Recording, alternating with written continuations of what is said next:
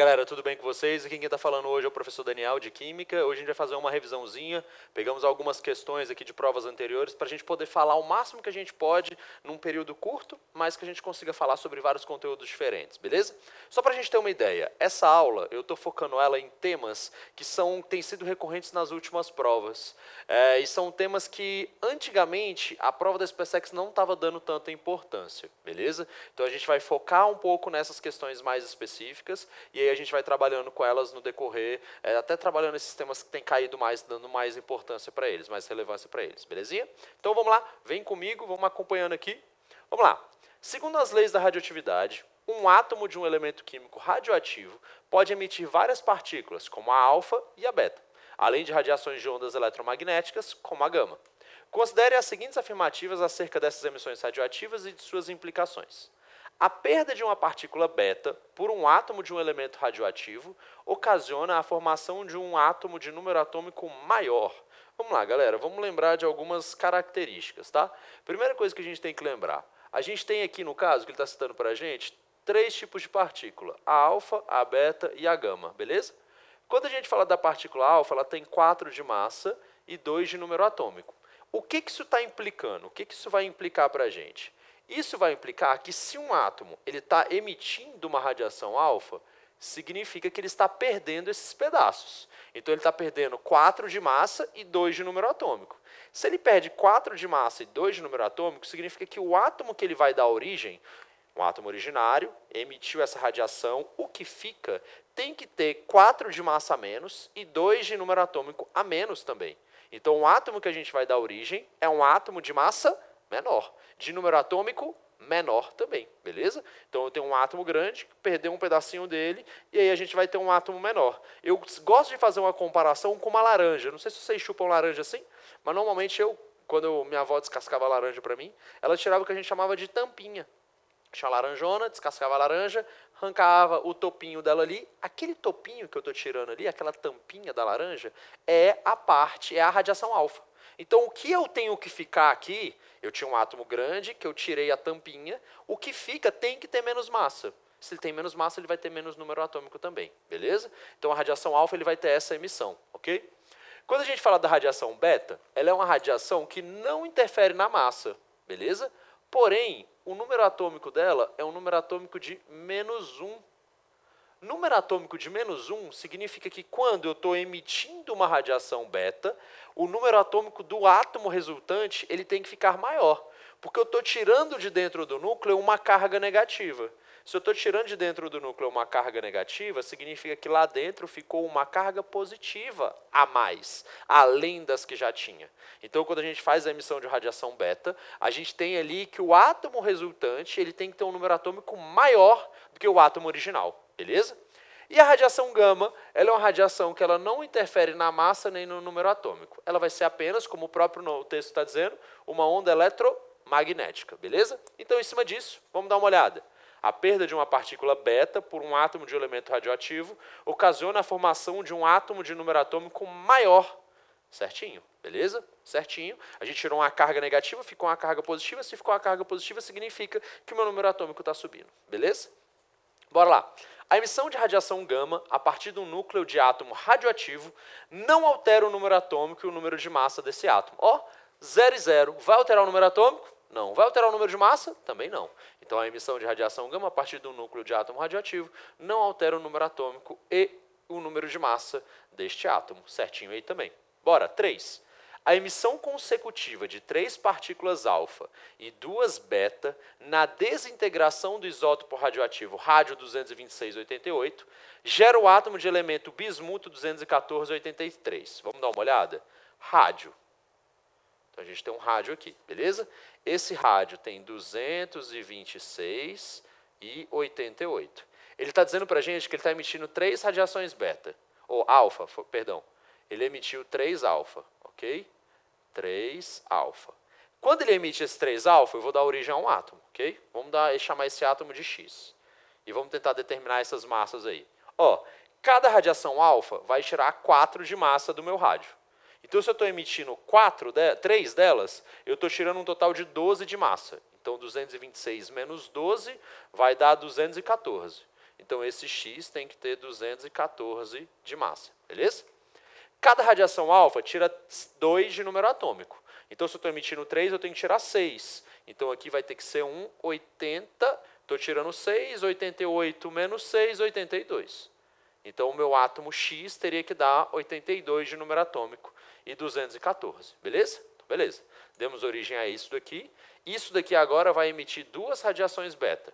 Então, vamos pegar esse átomo X emite 2 betas. Beta 0 menos 1, beleza?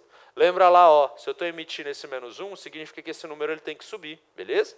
Então, o meu átomo originário vai ser um átomo Y, ok? Esse átomo Y, ele vai manter a mesma massa, porque o beta não altera a massa. Então, aqui mantém o 214, só que o meu número atômico ele tem que aumentar. Quantas vezes? 2 vezes. Então, 2 vezes menos 1, menos 2, eu tenho que aumentar isso aqui. Isso aqui tem que ser 84, beleza? Então, 84 é o bismuto que ele está me dizendo aqui, ó? Não. A 3 está errada.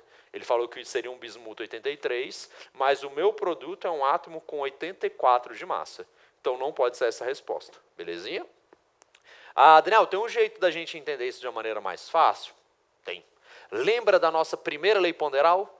Na natureza, nada se perde, nada se cria, tudo se transforma. Eu quero que vocês tentem trazer isso para a radiação, para a radioatividade. Como é que a gente vai fazer isso? Vamos dar uma olhada primeiro nessa primeira reação, beleza? A massa total aqui é 226. Isso significa que a massa total aqui tem que ser 226 também. Vamos ver? 3 vezes 4, 12. 12 mais 214, 226. Beleza.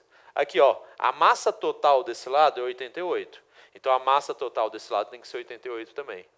3 vezes 2, 6. 6 mais 82, 88. Certinho. Tudo equilibrado, tudo seguindo ali a nossa primeira lei ponderal, beleza? Vamos dar uma olhada no outro lado? Ó, no outro lado a gente vai pegar daqui para frente, beleza? Então eu tenho aqui, ó, 214 é a massa que eu tenho desse lado. Desse lado de cá eu tenho que ter 214 também. Então 2 vezes 0, 0, mais 214, 214. Beleza, minha massa está sendo conservada, beleza? Vamos dar uma olhada agora no número de massa. Aqui eu tenho 82, beleza? Ó, daqui para cá, 82 de número atômico. Número atômico, perdão, não falei número de massa. 82 de número atômico. Se eu tenho 82 de número atômico, desse lado, eu tenho que ter 82 de número atômico do lado de lá também. Então vamos ver, ó. 2 vezes menos 1, menos 2. Menos 2 com 84, 82. Tudo certinho, tudo equilibrado, tudo beleza. Vamos lá. O decaimento radioativo do átomo do elemento roentgênio, representado pelo esquema, que a gente tem o decaimento dele, denota a emissão exclusiva de radiação gama. Espera lá, ó, radiação gama alterar massa? Não. Radiação gama altera o número atômico? Não também. Então vamos dar uma olhada. 272 para 268, já está tudo errado. Alterou massa, já não pode ser exclusivamente emissão de radiação gama. Se ele tivesse falado, denota a emissão de radiação gama, poderia estar correto, tá? Mas quando ele fala exclusivamente, isso aí está errado. Porque para eu ter alteração de massa, eu tenho que ter emissão de radiação alfa, beleza? Se eu não tenho emissão de radiação alfa, eu não tenho alteração das massas, certo? Então a opção correta aí que a gente vai ter é a 1 e a 2. Letra A, a nossa resposta, beleza? Vamos para a próxima. Soldados recebem palestra sobre ansiedade e depressão. A Cascavel, o 15º Batalhão Logístico, promoveu no dia 11 de março uma palestra com o tema Ansiedade e Depressão na Juventude. A atividade foi voltada para os jovens soldados recém-incorporados às fileiras do Exército. Colaborou com a atividade o Dr. Marco Antônio da Silva Cristóvão, professor e médico pediatra com a área de atuação em medicina do adolescente. A atividade faz parte do Programa de Valorização da Vida. Atualmente, medicamentos à base de lítio vêm sendo empregados para o tratamento de casos de depressão em pacientes maníaco-depressivos. A respeito do elemento químico lítio e de suas espécies químicas, avalia as seguintes afirmativas. Um átomo neutro de lítio, com número de massa 7, possui 3 prótons, 3 elétrons e 4 nêutrons. Vamos lá. Lítio. Lítio é o elemento de número atômico 3.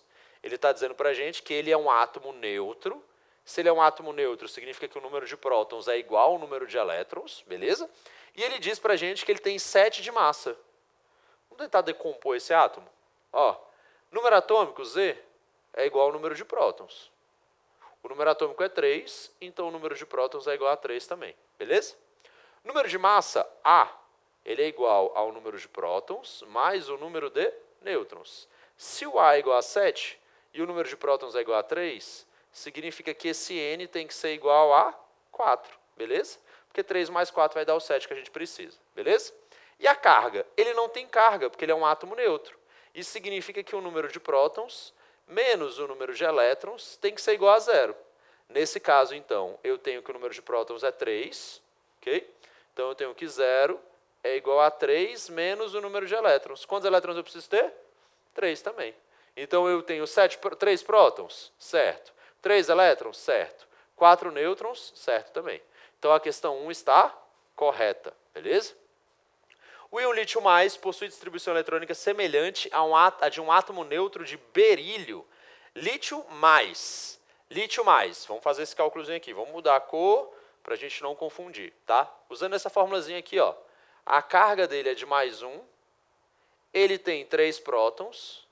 E ele tem um número X de elétrons. Para isso aqui dar mais 1, então, o número de elétrons tem que ser igual a 2. Beleza? Então, se ele tem 2 elétrons, o átomo de berílio é um átomo que tem número atômico 4. Ou seja, se ele tiver neutro, ele tem que ter 4 elétrons. E o lítio mais, ele tem quantos? 2. Então, essa opção está errada. Aqui não está correta. Beleza? Vamos lá. O átomo de lítio é o que possui o menor raio atômico dentre os metais alcalinos. Vamos lá. Raio atômico. Se a gente pegar o raio atômico ele faz o seguinte, ó, ele anda da direita para a esquerda na tabela periódica e ele anda de cima para baixo na tabela periódica, ok? Então, o raio atômico ele tem que ter esse comportamento.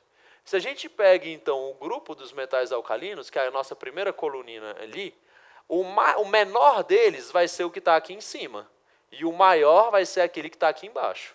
Qual que é o que está aqui em cima? O primeiro é justamente o lítio. Então, ele possui menor raio atômico dentre os metais alcalinos. Certinho, beleza? Certíssimo essa opção aí. Vamos lá. 4.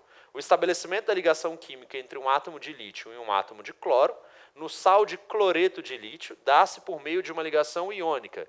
2 dicas para vocês. A primeira dica, ele fala aqui, ó, sal. Se é sal, compostos salinos, ou seja, sais, eles obrigatoriamente têm que ser substâncias iônicas. Se eles são substâncias iônicas, significa que eles estão ligados por meio de ligações iônicas. Outra forma que a gente pode pensar é o quê? O lítio, ele é um metal alcalino, ele forma um lítio mais. Enquanto o cloro, ele é um halogênio, família 17, vai formar um Cl-. Então, sim, a gente vai ter um composto iônico, porque o lítio ele tem uma tendência a perder elétrons por se tratar de um metal, e o cloro tem uma tendência a receber elétrons por se tratar de um ametal. Então, essa opção aqui está correta. Certo? 1, 3 e 4, já tem alguma opção? Ó, acho que vai dar a letra B aqui, beleza? Vamos dar uma olhada na 5? O elemento químico lítio está localizado no grupo 2. Não, elemento lítio está localizado no grupo 1. No período 1? Não, no período 2.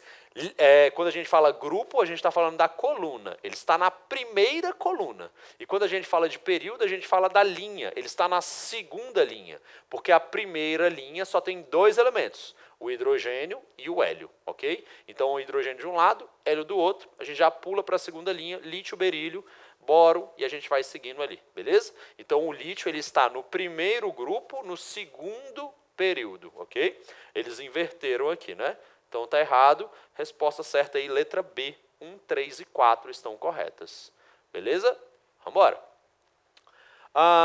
Quando se efetuam 2 substituições em um anel aromático, verifica-se experimentalmente que a posição da segunda substituição no anel depende da estrutura do primeiro grupo substituinte, ou seja, o primeiro ligante no anel determinará a posição preferencial para a outra substituição.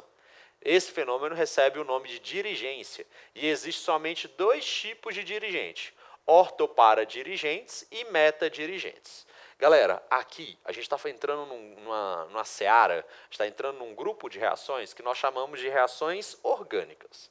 Nós tendemos a dividir as nossas reações orgânicas em 4 grupos: substituição, adição, eliminação e oxidação. ok? Sendo que a adição e a eliminação, elas são meio que opostas, certo? Adição, estou colocando. Eliminação, eu estou tirando, beleza?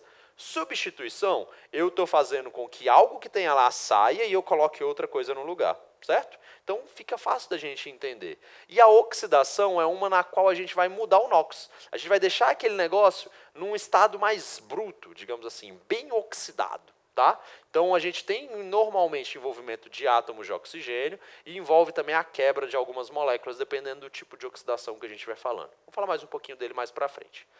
Gente, essa parte do conteúdo, ela não fica explícita no edital de vocês. Tá? A parte de reações orgânicas, ela não é explícita, mas tem caído na prova de vocês desde 2018. Ok? Então, desde 2018, a gente tem visto nas provas recorrentemente reações orgânicas. Uma questão, duas questões, a depender da prova. Mas, normalmente, ela tem caído. É um conteúdo que tem caído bastante. Então, é importante que vocês saibam pelo menos algumas coisas. Se saber esses 4 grupos já te facilita bastante coisa. Porém, se a gente prestar atenção no texto, a gente já consegue responder alguns itens aqui. Olha só. Considere a mononitração de um composto hipotético de forma 6,6H5X em presença de ácido sulfúrico como catalisador.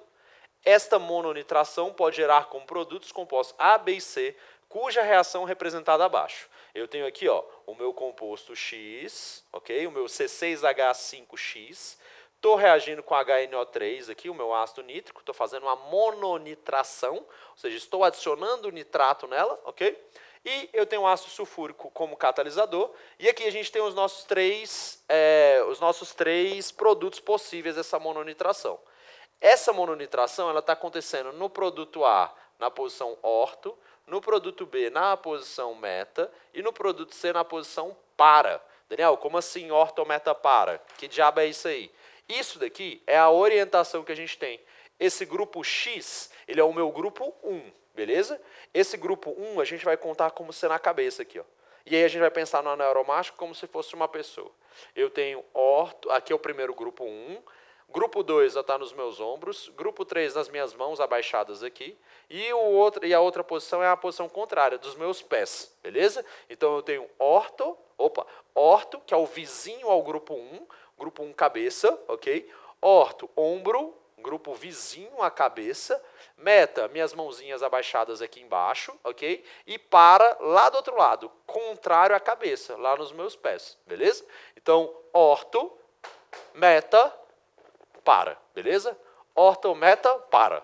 Orto, meta, para, beleza? Então, aqui eu tenho o grupo orto, vizinho à cabeça. E a cabeça é quem? O grupo 1. Tudo que tiver vizinho à cabeça, a gente chama de posição orto. O que estiver um pouco mais afastado, a gente vai chamar de posição meta. E aquilo que estiver contrário, a gente vai chamar de posição para, ok? Ombro, mão, pé. OMP, orto, meta, para, beleza? Tá aqui, ó. Então, orto, porque ele está vizinho. Daniel, ele podia estar desse lado de cá? Podia. Também seria orto, ok? Meta, porque está um pouquinho mais afastado, tá aqui, ó. Ou poderia estar aqui também seria meta. Perceba que tem uma posição ali de diferença, né? Tem 2 carbonos no meio do caminho aqui. E para, ele está completamente contrário, beleza? Ok. Tendo em vista essas posições orto, meta, para aí, deixa eu apagar essa rabisqueira que eu fiz, para a gente ter um entendimento do que a gente precisa fazer. Beleza, então eu tenho essas possibilidades aí, orto, meta, para, de fazer essa substituição, ok? O que a gente precisa se preocupar agora? Como o texto mesmo falou, ele falou que isso daqui pode ter um orto para dirigente, um orto para dirigente ou um meta dirigente. Essas são as possibilidades que a gente tem de substituição. Eu vou ter um grupo, no caso esse grupo X aqui, ó, ele vai poder orientar na posição orto para, ou seja, ou ele orienta, deixa eu mudar a cor desses trem, ou ele orienta nessa posição aqui, ó, orto para, ou a gente tem um grupo X que orienta na posição meta, que são essas duas posições, ok? Então, eu tenho um grupo de substâncias que vai orientar orto para, ou eu tenho um grupo de substâncias que vai orientar no meta, beleza? Então, em cima disso, a gente tem que entender quem é orto para e quem é meta. Dica, orto para. Ortopara eu coloquei azul. Ortopara. Ortopara, a gente vai pensar no quê? Naqueles grupos que têm elétrons livres. Como assim? Ó, OH. Olha o OH. Tem elétron livre em cima do oxigênio, não tem? Tem. Então ele é ortopara. Olha outro. NH2. Tem elétron livre em cima do nitrogênio, não tem? Então ele é ortopara, beleza? Olha outro. Flúor. Ó. Flúor. Tem elétron livre em cima do flúor? Tem. Então ele é ortopara, beleza? Então quando eu tenho um grupo que tem elétrons livres diretamente ligado no anel, ok? Ou seja, aqui nessa posição X aqui, ele vai ser ortopara dirigente, beleza? E a gente tem mais um grupo que a gente coloca junto dos ortoparas, que são as cadeias carbônicas. Então, por exemplo, se eu tiver aqui um CH3, se eu tiver um CH2, CH3, se eu tiver uma cadeia carbônica longa, ele vai ser ortopara também. Então, eu preciso ter o quê? Cadeia de hidrocarbonetos ou pares de elétrons livres. Se eu tenho cadeias de hidrocarbonetos diversos ou pares de elétrons livres, ele tem que ser orientador ortopara. Beleza? Ok? Daniel, e os orientadores meta, então, quem são? Os nossos orientadores meta, a gente vai pensar na seguinte estrutura. Os orientadores meta são aqueles que têm dupla ligação. Como assim? Eu tenho aqui ó, um C-O-H. Beleza? Então ele vai estar ligado aqui no anel aromático por meio desse carbono que tem uma dupla O com oxigênio. Então tem uma dupla O logo em seguida ali. Beleza? Então isso é um orientador meta. Outro exemplo. O ácido carboxílico. C-O-OH. Ok? Outro exemplo. Uma acetona, C-O-R, ok? Ou uma amida, se eu tenho essa dupla ligação, ele vai ser um ortopara, beleza? Ou vai ser um meta, dupla ligação, meta. Ou outra possibilidade é uma ligação coordenada. Como assim ligação coordenada? Ó, quando a gente fala desse próprio grupo nitro, que está aqui, ó, NO2, a gente tem uma dupla ligação com oxigênio e eu tenho uma ligação coordenada com outro oxigênio. Então, quando eu tenho ligação coordenada, ele também é meta-dirigente. Então, eu preciso ter ou ligação dupla ou ligação coordenada. Se eu tenho ligação dupla ou ligação coordenada, meta-dirigente. Se eu tenho par de elétrons livres num átomo que está diretamente ligado ao anel, ortopara-dirigente. Se for cadeia carbônica, ortopara-dirigente também. Beleza? Então, vamos lá. Ortopara-dirigente, pares de elétrons livres ou cadeias carbônicas. Meta-dirigente, duplas ligações ou ligações coordenadas. Se tem essas duas condições, meta-dirigentes. Fechou? Então, vamos dar uma olhada aí. Trata-se de uma reação de condensação. Gente, a gente tem 4 grupos de reações aqui para a gente estudar. Substituição, adição, eliminação e oxidação. Beleza? São esses 4. Aqui, o que ele está falando? Quando se efetuam o quê? 2 substituições. Substituição vai ser uma condensação, gente? Não. Substituição, a gente vai tirar alguma coisa e colocar outra no lugar. No caso, a gente está tirando um hidrogênio que está ligado no anel aromático e colocando um NO2 no lugar. Não vai ser essa opção, beleza? Então a gente já elimina aí a primeira opção. Segundo, caso X seja um aleto. Daniel, o que é um aleto? Aletos são os elementos da família do flúor. Flúor, cloro, bromo e iodo, basicamente. Flúor, cloro, bromo e iodo, ok? Caso X seja um aleto, os compostos A e C serão produtos preferencialmente formados na reação. O flúor é um orientador o quê? Ortopara. A é o quê? Orto. E C é o quê? Para. Então, beleza. Então, essa aqui está correta. Beleza? A 2 está corretinha aí. Vamos para 3. Caso X seja o grupo metila, CH3. Ó, grupo metila é um CH3, é uma cadeia de hidrocarboneto, certo? Essa cadeia de hidrocarboneto ela é o quê? Ortopara dirigente. O composto B será o produto preferencialmente formado. B é o quê? Meta. Então essa está errada. Ok? O CH3, por ser uma cadeia de hidrocarboneto, ele vai ser um ortopara dirigente. Vamos lá. Caso X seja o grupo nitro, NO2, o composto B será produto preferencialmente na formação da reação. NO2 tem dupla ligação e tem ligação coordenada. Então, ele é o quê? Meta-dirigente. Meta-dirigente é o produto B? É o produto B. Então, essa daqui está correta. Caso X seja um grupo nitro, o composto B será o produto preferencialmente formado na reação. Certinho. 5. Os compostos A, B e C são isômeros de função das afirmações feitas estão corretas apenas. Vamos lá. A, B e C. A, eu tenho um grupo que eu não sei qual que é, mas é X, aqui é X, aqui é X. Então é o mesmo grupo. NO2, NO2, NO2, tudo nitro. Então, eles são isômeros de função? Não. Eles são isômeros de posição. Porque aqui eu tenho o NO2 na posição 2, aqui eu tenho ele na posição 3, aqui eu tenho ele na posição 4. Então, eu estou mudando apenas a posição e não a função que a gente está falando. Então, essa daqui está errada. Resposta certa, então, a gente tem a 2 e a 4 certa. Resposta a letra D. Belezinha? Bora para a próxima? Vamos lá. A ozonólise utiliza ozônio na presença de água e zinco.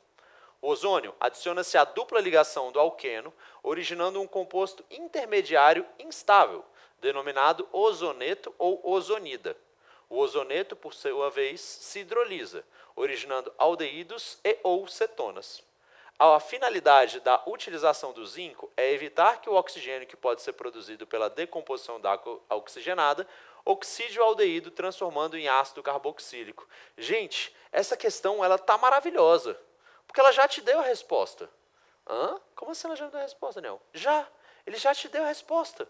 Olha só, ele está dizendo que quando eu pego o ozônio, coloco ele com água e zinco, e eu adiciono a um alqueno, o que é um alqueno? É uma cadeia carbônica que apresenta dupla ligação. O que ele me forma? Aldeído e cetona. Pô, então eu já sei que ele tem que ser um alqueno, tá? Porque a questão já me informou tanto os meus produtos quanto o meu reagente, beleza? Vamos lá. Sabendo-se que a ozonólise de um alqueno genérico, denominado A, produziu os compostos propanona e propanal como produtos, além da substância H2O2. Acerca dessa reação e de seus reagentes e produtos, são feitas as seguintes afirmativas. Vamos lá.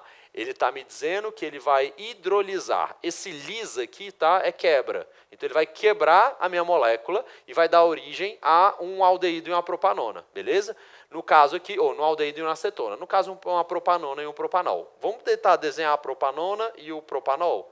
Propanona, 3 carbonos. Então, prop, 1, 2, 3. E eu tenho uma dupla ligação aqui, ok? Beleza. Propanal, 3 carbonos. 1, 2, 3. E eu tenho uma dupla ligação aqui. Tudo bem até aqui? Se eu estou fazendo uma ozonólise, significa que eu estou quebrando aquela molécula. E aonde eu quebro, eu estou colocando o quê? Os oxigênios no lugar. Então, peraí. Vamos tentar juntar isso aqui? Como é que a gente vai juntar isso? Eu vou pegar essa molécula e vou juntar com essa, tirando os oxigênios e substituindo eles numa molécula na outra, encaixando uma molécula na outra. Então, basicamente, o que a gente vai ter? A gente vai ter isso aqui, ok? Aqui, eu vou colocar um vácuo, tá? Por quê? Porque eu tirei o oxigênio. Ou seja, esse átomo ele não está fazendo essas duplas ligações. Era para ele estar fazendo? Era. Mas ele está? Não. Desse lado de cá, eu vou tirar o oxigênio também. Então, eu tenho aqui, ó. Opa, mudar a cor, né? Vai ficar confuso. Vamos lá, ó. Tirei o oxigênio, não foi? Então, aqui também ficou um vácuo. Presta atenção. Esse carbono aqui está precisando fazer 2 ligações. Não gostei do jeito que eu fiz aqui. Esse carbono aqui está precisando fazer 2 ligações. Esse carbono aqui está precisando fazer 2 ligações também. Oxi, 2 precisando fazer 2, 2 precisando fazer 2, dá para juntar os 2? Dá. Então, vamos tentar juntar. Vou virar essa molécula um pouquinho, tá? Aqui, ó, vamos virar ela um pouquinho, bem pouquinho. Deixar ela assim. E a gente põe a dupla para cá, beleza? Essa molécula eu vou virar para o outro lado, beleza? Ó. Então, esse carbono aqui, ele vai estar aqui, ó, bem aqui. E aí, a gente vai contar 1, 2, 3. 1, 2, 3. Olha a minha moléculazinha aí, ó. Ó, essa molécula aqui, eu quebro ela aqui, ó. Eu quebro ela aqui. Quando eu quebro ela aqui, eu coloco um oxigênio nessa dupla, coloco um oxigênio nessa outra dupla, e eu formo uma propanona e um propanol. É isso que a ozonólise vai fazer. Ela vai quebrar, ela vai fazer uma lise. Ela vai quebrar a minha dupla ligação.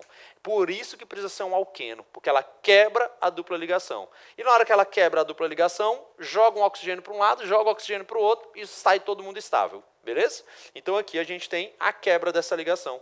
Vamos dar um nome para esse trem aqui? Por quê, Daniel? Porque eu quero. Não sei nem se eu vou cobrar aqui, mas eu quero dar um nome para ela.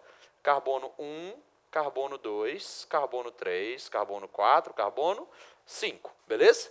5, a gente tem então um pente. Tem uma dupla ligação no carbono 2, 2 eno. Beleza? E tem um grupo metilo aqui, ó. Aqui a gente tem uma ramificação. Então eu tenho um 2 metil. Ixi, Maria, ficou tudo junto. Mais 2 metil penteno. Beleza? 2 metil pente 2 eno. Perdão.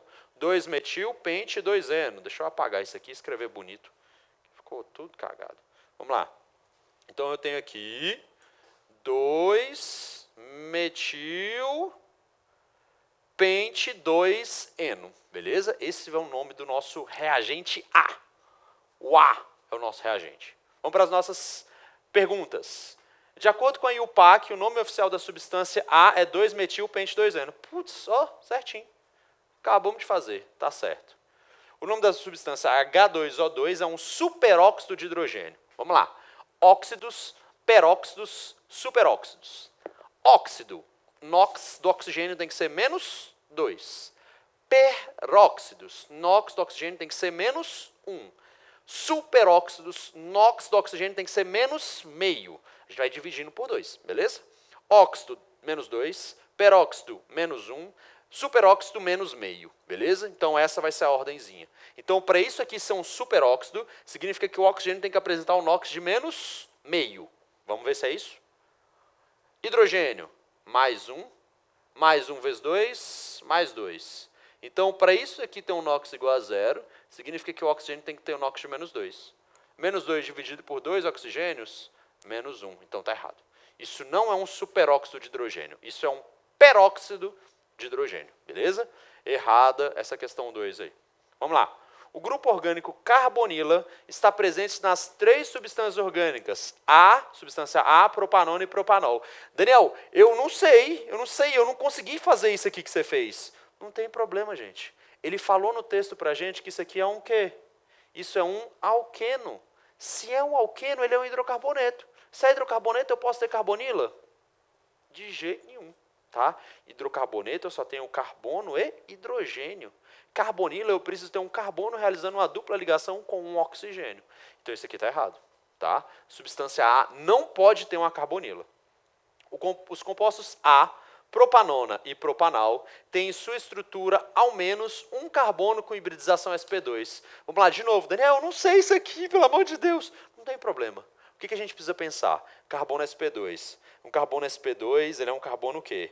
sp2, tenho 2 espaços entre os meus dedos, então ele tem que ter uma dupla ligação. Beleza. Então o carbono sp2, ele tem que ter uma dupla ligação. A propanona, ela tem dupla ligação? Tem. Então tem um carbono sp2. O propanal, ele tem uma dupla ligação? Tem. Então ele tem um carbono sp2 também. E um alqueno? Alqueno indica que ele é um hidrocarboneto que tem dupla ligação. Então se ele tem dupla ligação, ele tem que ter um carbono sp2. Beleza? Então aqui a gente tem o composto A, propanona e propanal, tem em sua estrutura ao menos um carbono com hibridização sp2. Certo. A gente eliminou 2 questões.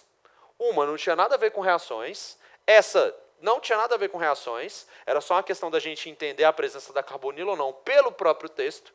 E essa daqui a gente fazia a mesma coisa, hibridização do carbono, pelo texto também. Então, essas questões aqui, essa daqui seria a mais difícil caso a gente não soubesse isso. Vamos ver a última aqui para a gente ver se a gente conseguiria matar sem a primeira? A cadeia carbônica da substância A é ramificada. Putz, aí não dá. Aí a gente precisava saber que existe essa ramificação aqui, ok? Mas, vamos ver o que a gente conseguia matar. Se eu sei que a 4 está certa, não pode ser a 3, não pode ser a B, pode ser a C, pode ser a D e pode ser a E. Beleza. Mas o que eu sei? Eu sei que a 2 está errada, porque ele falou que isso aqui é um superóxido. Então não pode ser essa. E também não pode ser essa. Se não pode ser a D nem a C, porque ele está dizendo que a 2 está correta, tem que ser qual? A E. Opa, marquei errado? Marquei errado. Aqui a resposta certa é a E, tá, gente? Não é a C. Resposta certa, letra E. 1, 4 e 5. A 1 está certa, a 4 está certa e a 5 está certa. Está aqui a minha ramificação, beleza? Eu que marquei errado aqui na hora de colocar no slide. Então, a resposta certa, letra para a gente. Dava para a gente tentar, mesmo a gente não sabendo muito essa questão das reações, se a gente mata as outras, a gente conseguia chegar no resultado. Belezinha?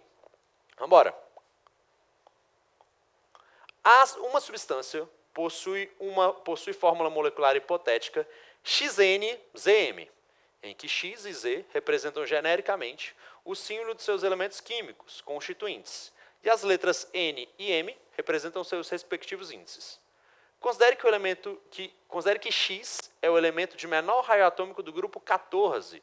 Grupo 14, vamos pegar a tabelinha e olhar onde é que está o grupo 14. Está lá no meio da tabela, lá no cantinho direito, a segunda coluna, né? Na hora que a gente chega naquelas colunas mais altas. E o primeiro elemento que a gente tem é o carbono. E a gente viu, agora na hora que a gente está falando do lítio, que dentro de um grupo, aquele que tem menor raio é aquele que está em cima. E aquele que tem maior raio é aquele que está embaixo. Então, o elemento que se trata aqui é o de menor raio atômico, tem que ser o carbono. Então, aqui a gente tem um CN. Vamos continuar lendo. Da tabela periódica, em que Z é o único elemento que apresenta um isótopo sem nêutrons em seu núcleo. O único átomo que existe sem nêutrons no núcleo é o hidrogênio. Beleza? Só o hidrogênio pode existir sem nêutrons. Todos os outros têm que ter nêutrons. Então, aqui a gente tem um CNHM. Tudo bem? Quanto que é esse N e esse M? Não sei. Vamos ver se ele me dá mais alguma informação para eu descobrir isso. E que cada molécula da referida substância possui somente ligações do tipo sigma e cadeia aberta. Vamos lá, se ele está dizendo para mim que eu só tenho ligações do tipo sigma, significa que não existem ligações duplas nem ligações triplas. Porque para existir ligação dupla, eu tenho que ter uma sigma e uma pi. E para ter ligação tripla, eu preciso ter uma sigma e duas pi. Então, ligações duplas e ligações triplas são formadas por ligações sigmas e ligações pi. Quando eu falo que eu só tem ligação sigma, significa que não tem ligação pi. Se não tem ligação pi, não tem ligação dupla nem ligação tripla. Eu tenho apenas ligações simples, beleza? Ok, fechou. Se eu só tenho ligações simples, ele tem que ser um alcano. Tá, mas ele vai ser um alcano ou um cicloalcano? Não sei. Vamos pensar, vamos continuar lendo aqui. Ó. A cadeia tem que ser aberta, então ele é um alcano. Se ele não falasse isso, ele poderia ser tanto um alcano quanto um cicloalcano. Aí eu não sei como é que isso poderia desenrolar. Mas como ele falou que a cadeia é aberta, significa que ele tem que ser necessariamente um alcano. Beleza? Se ele é um alcano, a gente tem uma fórmula para os alcanos. A fórmula para os alcanos que a gente vai ter é que C, 2N, ó. C é igual a N. Vou colocar X, tá? Para a gente não confundir com essa daqui. X é igual a 2x mais 2. O que isso implica? Isso implica que N é igual a X. Isso implica que M é igual a 2x mais 2. Beleza? Então, aqui a gente tem uma relação. Esse N tem que ser igual a X, esse M tem que ser igual a 2x mais 2. Isso dá para a gente tentar prever alguns comportamentos. Vamos nessa. A substância em questão é classificada como uma substância simples. Gente, pelo amor de Deus, o que é uma substância simples? Substância simples é uma substância constituída por um único elemento químico.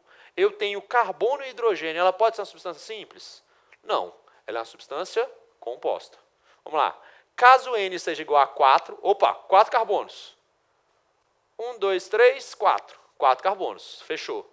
A substância em questão possuirá 2 isômeros planos constitucionais e o que possui cadeia normal ou for menos ramificado apresentará pontos de fusão e de ebulição maiores do que o de cadeia mais ramificada. 4 carbonos, cadeia normal. Tem como eu fazer uma cadeia ramificada? Posso fazer assim? Posso.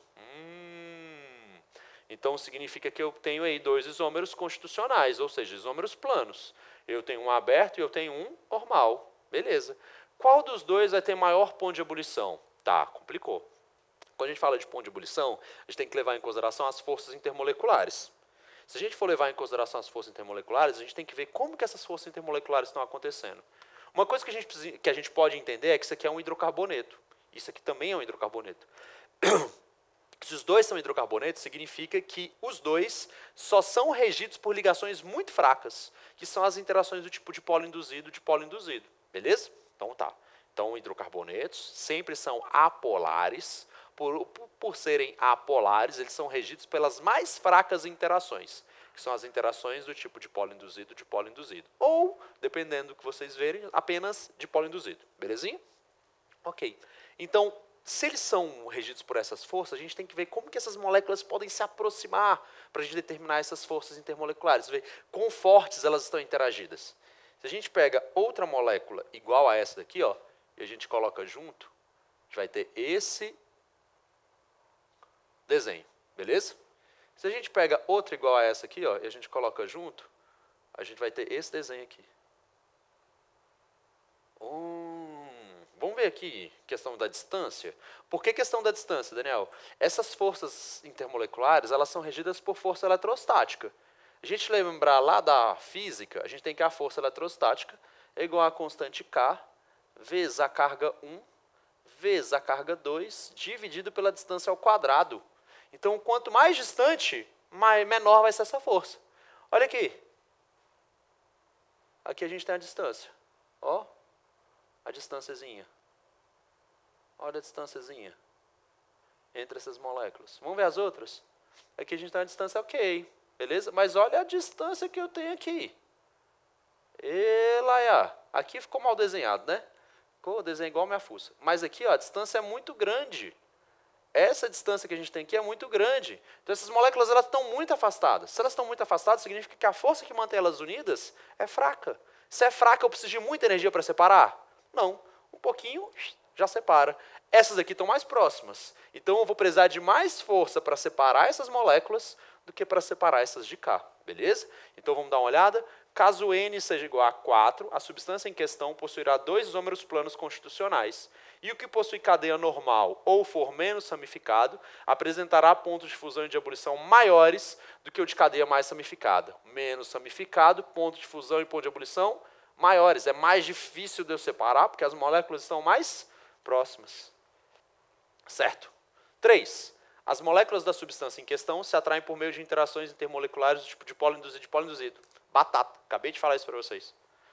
4. Se a substância em questão possui somente um átomo de carbono em cada uma de suas moléculas, sua massa molar será igual à massa molar da substância oxigênio. Vamos dar uma olhada. Se ele tivesse apenas um carbono, ele é C. E aí, se eu tenho que C é igual a 1, então eu tenho 2 vezes 1 dá 2, mais 2, 4. Então aqui vai ser um CH4.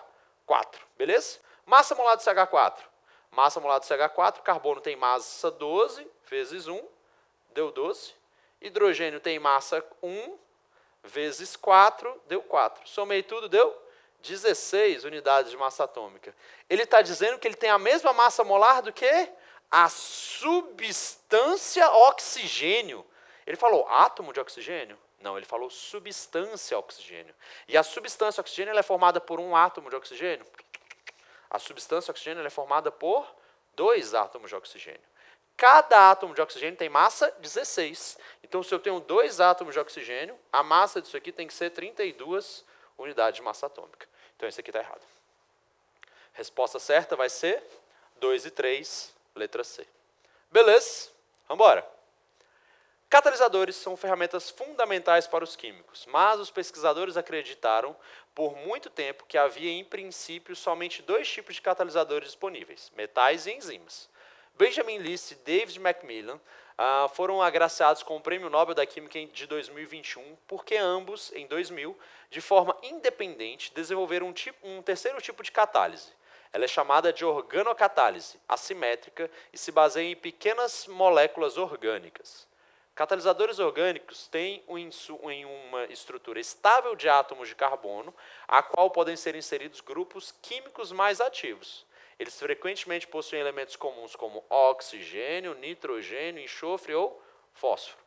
A rápida expansão do uso de catalisadores orgânicos se deve principalmente à sua capacidade de conduzir catálise assimétrica. Quando moléculas estão sendo sintetizadas, geralmente ocorrem situações nas quais 2 moléculas diferentes podem ser formadas, em que, assim como nossas mãos, uma é imagem espelho da outra. Os químicos normalmente desejam apenas uma delas, particularmente na produção de fármacos. Vamos lá. A respeito dos assuntos tratados no texto, são feitas as seguintes afirmativas. O catalisador é uma espécie química que acelera a velocidade da reação química. Certo. Catalisador faz o quê? Acelera a velocidade da reação. Ponto final. Beleza? Isso é o que o catalisador faz, isso é o que é a parte mais importante do catalisador. Beleza? Vamos lá. A ação de um catalisador provoca a diminuição da variação de entropia do processo global. Errado. Catalisador não altera entalpia. O catalisador ele pode alterar a energia de ativação. O que é isso, Daniel? Energia de ativação é a energia que uma reação precisa para que ela possa acontecer. Exemplo, se eu pegar um fósforo e eu ficar agitando ele no ar aqui, ele não vai pegar fogo. Mas espera aí, eu tenho um material que pega fogo, eu tenho um oxigênio dentro da sala, mas o fósforo não pega fogo. Por quê? Porque ele não atingiu a energia de ativação. Quando eu fricciono ele, ele pega fogo. Por quê? A fricção dá energia ali para as moléculas, para os átomos que estão ali envolvidos. E aí, quando a gente dá essa energia para esses átomos, o oxigênio, ao entrar em contato, pega fogo. Eu precisei ativar a reação para que ela pudesse acontecer. Então, a energia de ativação é a energia necessária para que uma reação aconteça. O catalisador, ele reduz essa energia de ativação. E quando ele reduz essa energia de ativação, ele faz com que a reação aconteça de maneira mais rápida. Beleza? Então, na entalpia, ele não vai mexer em absolutamente nada. Por quê, Daniel? Porque a entalpia depende do meu reagente, depende do meu produto. O caminho que eu vou fazer para sair do reagente e chegar no produto não interessa. Ok? O caminho que eu vou fazer para chegar nisso não interessa. O que interessa é como eu comecei e como eu terminei. Se eu sair de um reagente e cheguei num produto, eu tenho que ter sempre a mesma variação de entalpia. Beleza? Errado isso aí. A estrutura orgânica estável referenciada no texto pressupõe a ocorrência exclusiva de átomos de carbono quaternário. O que é um átomo de carbono quaternário? Um átomo de carbono quaternário é um átomo que está ligado a 4 outros carbonos. Mas ele falou no texto que ele estaria ligado a oxigênio, nitrogênio, enxofre ou fósforo. Então tem como ele ser quaternário ligado a esses outros átomos? Não. Está errado isso aqui. Todos os elementos químicos citados no texto são classificados como metais. Oxigênio, nitrogênio, enxofre ou fósforo, carbono, nenhum desses são metais. Beleza? Nenhum. Todos são ametálicos. Então está errado também. Dentre todos os elementos químicos citados no texto, o oxigênio ocupa sua maior eletronegatividade. Só tem um átomo que ganha em eletronegatividade do oxigênio, que é o flúor. Nesse caso, eles não citaram o flúor, então essa daqui está correta. Resposta certa 1 e 5. Está lá, letra B para a gente. Beleza? Bora. Em relação à equação não balanceada a seguir, que representa o processo de obtenção de ferro a partir do óxido de ferro 3, presente no minério hematita, são feitas as seguintes afirmações. Vamos lá, antes da gente ver as afirmações, vamos balancear essas questões, essa equação, ok? Então vamos lá, vamos começar aqui pelo ferro. A gente tem 2 ferros aqui e aqui a gente só tem 1. Então vou ter que colocar 1, 2 aqui na frente, beleza?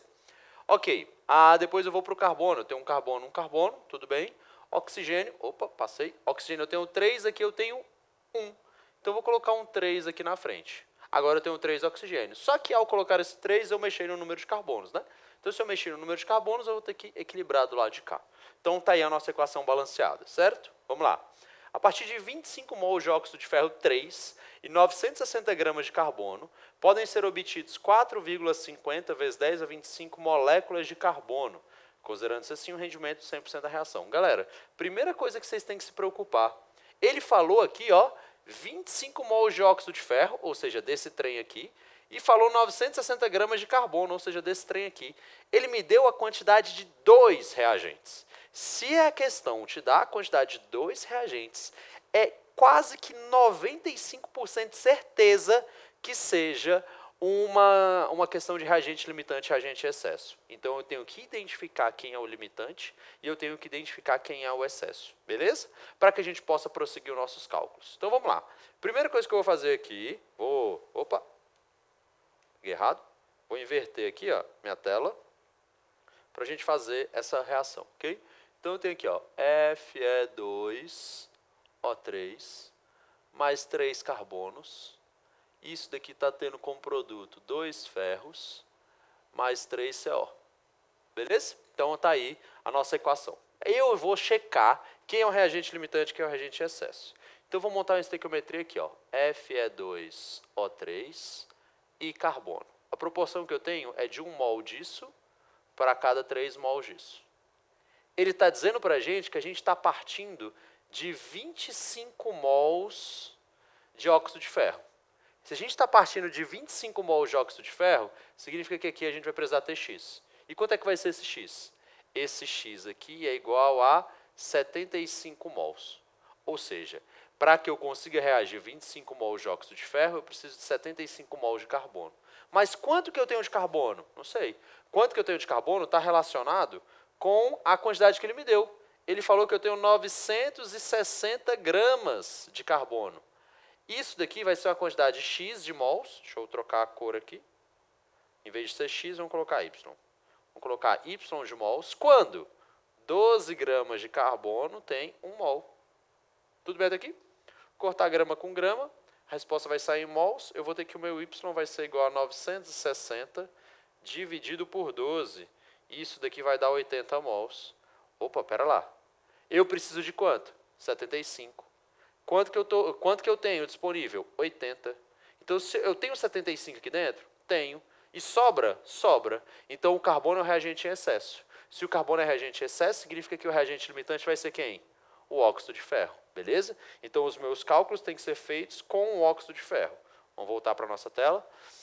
Então, ele está dizendo para a gente que a gente vai obter 4,50 vezes 10 a 25 moléculas de monóxido de carbono. Vamos voltar para lá para a gente ver o que a gente vai fazer. De novo, eu tenho aqui, ó, Fe2O3 mais... Vou voltar aqui, fica mais fácil, né? Aqui a gente tem um desse para cada 3 desse, que é o nosso monóxido de carbono, beleza? Então, vamos lá. Fe2O3, Fe2O3, a gente tem para o CO 1 mol disso para cada 3 mols disso. Tudo bem? Ele está dizendo, então, que a gente está partindo de 25 mols de óxido de ferro. Então, a gente vai ter que produzir de CO um X igual a 3 vezes 25, 75. Então, a gente tem que produzir 75 mols de monóxido de ferro. Só que ele não quer o número de mols, ele quer o número de substâncias, o número de moléculas. Então, a gente faz o seguinte, 1 mol, ele tem aproximadamente 6 vezes 10 elevado a 23 unidades. Certinho? Só que nesse caso, a gente tem quantos mols? 75 mols. 75 mols, então aqui a gente vai ter Y. Vamos calcular esse Y. 6 vezes 75. 6 vezes 5 vai dar 30. Vai 3. 6 vezes 2 dá 42. 42 mais 3, 45. Então, eu tenho 450 vezes 10 elevado a 23 unidades de monóxido de carbono. Corta o mol com mol, não é isso? Isso daqui, se a gente for colocar em notação científica, eu vou andar com 2 vírgulas. Então, eu tenho 4,5 vezes 10 elevado a... Andei 2 casas para a esquerda, aumenta aqui, né? 25. Então, é isso que ele está falando lá para a gente? Ele está dizendo para a gente que a gente tem 4,5 vezes 10 a 25. Então, essa opção aqui é uma opção que está correta. Beleza até aqui? Vamos lá. 2. O estabelecimento da ligação química entre um átomo de ferro e um átomo de oxigênio no óxido de ferro 3 ocorre através de uma ligação covalente polar. Errado. Óxido de ferro 3, aqui no caso a gente tem uma ligação iônica, tá? Então essa 2 aqui está errada. 3. A partir de 200 kg de hematita, com 80% de pureza em relação ao óxido de ferro 3 e quantidade suficiente de carbono, podem ser obtidos 67.200 litros de monóxido de carbono na CNTP, considerando os rendimentos 100% da reação. Então tá, eu estou partindo de 200 kg de hematita com 80% de pureza e eu quero saber quanto que eu vou obter de monóxido de carbono na CNTP, beleza? Na CNTP, a gente considera que o volume molar seja um volume de 22,4 litros por mol, tranquilo? Então vamos calcular isso aqui. Vamos voltar lá para a nossa tela preta. Eu tenho aqui, ó, 200, né? 200 quilogramas, que é toda a massa de hematita que eu tenho, ou seja, é 100% da hematita. Isso significa que só 80% dela é óxido de ferro. Então, esse aqui vai ser X. Vou cortar isso aqui, vou cortar isso aqui, vou multiplicar cruzado. O meu X vai ser igual a 160 quilogramas. Então, do óxido de ferro, eu estou usando 160 quilogramas, beleza? Vamos calcular aqui. O Fe2O3, ele tem uma massa. Qual que é a massa dele? Ferro. Eu tenho 2. Cada ferro tem uma massa de 56 gramas por mol. Oxigênio. Eu tenho 3. Cada oxigênio tem uma massa de 16 gramas por mol. Beleza? Então, 2 vezes 56 dá 112 gramas por mol. E 3 vezes 16 vai dar 48 gramas por mol. Na hora que a gente somar tudo, deu 160 gramas por mol. Opa, que fácil. 160 gramas por mol. Vamos fazer a nossa estequiometria? Vamos mudar a corzinha aqui, vou colocar um amarelo. Eu tenho que entre o óxido de ferro, Fe2O3, e o monóxido de carbono, CO, a proporção que a gente tem é de 1 mol para cada 3 mols. Beleza até aqui? Então, 1 mol para 3. Eu tenho, então, que 1 mol tem quantas gramas? 160. Vou converter isso aqui, ó. Esse 1 mol aqui, eu vou considerar como sendo 160 gramas. E a gente viu lá anteriormente que quando a gente tem lá a massa molar, o volume molar, a gente considera como sendo 22,4 litros para cada 1 mol. Isso significa que do óxido de ferro aqui eu tenho quantos mols? 3 mols. Então aqui a gente vai ter que ter X, onde esse X então vai ser igual a 22,4 vezes 3. Dá 12, vai 1, dá 7, 67,2 litros, beleza? Então esses 3 mols que a gente tem aqui, ele é igual a 67,2 litros. Eu estou partindo de quanto? 160 quilogramas. 160 quilogramas é 160 vezes 10 a terceira gramas. Então aqui a gente vai ter que ter X. Vou cortar 160 com 160, vou cortar grama com grama, eu vou ter que o X é igual a 67,2 vezes 10 a terceira litros. Ou seja, o meu X é igual a 67. Vou andar 3 casas. 1, 2, 3. 67.200 litros. Está aqui a minha resposta. Belezinha? Vamos ver se deu lá? Vamos voltar.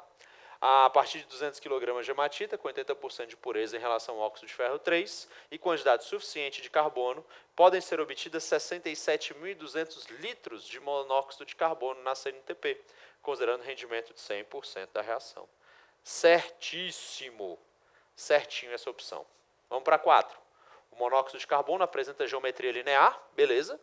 Moléculas diatômicas sempre geometria linear, porque fica uma de um lado, uma da outra, formando uma linhazinha, beleza? E é classificado como óxido anfótero. Não. O monóxido de carbono, junto com esses outros aqui, ó, o soco no N2O, eles são classificados como óxidos neutros, não anfóteros, beleza? Soco no N2O vão ser os nossos óxidos neutros, é importante que vocês saibam isso. Esses óxidos eles são constantemente colocados em provas para vocês, então é importante que vocês saibam o que é um óxido neutro. Quais são, né? É o soco no N2O aí, está errado a 4. 5. A obtenção de 130 mols de ferro a partir de 100 mols de óxido de ferro 3 e quantidade suficiente de carbono representaria um rendimento da reação de 65%. Vamos dar uma olhada. Vamos abrir mais uma telinha aqui, ó. Então eu tenho lá, ó, Fe2O3 para ferro, beleza? Aqui a gente está partindo de uma quantidade de... Opa, peraí que eu preciso lembrar dos termos, né? 130 mols de ferro. Beleza, está tudo em mol. Então 130 mols de ferro vai produzir... 130 mols de ferro é o que eu produzo a partir de 100 mols de óxido de ferro. Vamos lá. Então eu tenho Fe2O3 para ferro, beleza? A proporção que a gente tem lá pela nossa equação é de 1 mol para cada 2 mols, beleza? Isso significa que se eu partir de 100 mols disso daqui, eu tenho que obter X. E quanto é que vai ser esse X? X vai ser igual a 200 mol, beleza? Só que eu não estou obtendo 200 mol, eu estou obtendo quanto? 130. Uai, Daniel, por quê? Porque a minha reação não tem um rendimento de 100%. Então eu preciso saber quanto que é esse rendimento.